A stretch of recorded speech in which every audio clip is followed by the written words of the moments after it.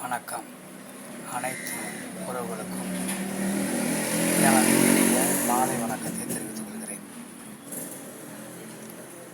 ஒரு சிறு சோதிட குறிப்பை உங்களோடு பகிர்ந்து கொள்ள வருகிறேன்.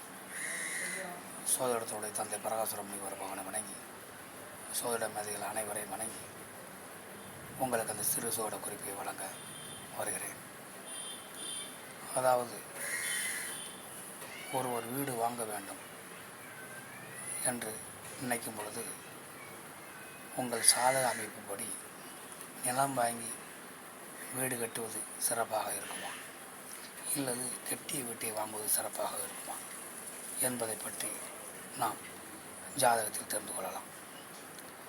அதாவது, லக்னம் எந்த லக்னமாக வேண்டுமானாலும் இருக்கட்டும், லக்னத்திற்கு 4ஆம் வீட்டின் அதிபதியும் புதன் பகவான் சேர்ந்திருந்தால் அல்லது ஒருவர் பார்த்து கொண்டால், இப்படி ஏதாவது ஒரு தொடர்போடு இருந்தால் அவர்கள் இடம் வாங்கி வீடு கட்டி குடியிருப்பது சிறப்பை தரும்.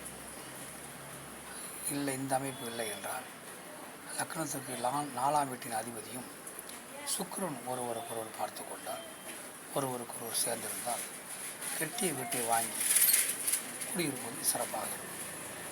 அதனால் உங்கள் ஜாதகத்தில் எந்த அமைப்பு இருக்கிறது என்று பார்த்து கொள்ளுங்கள்.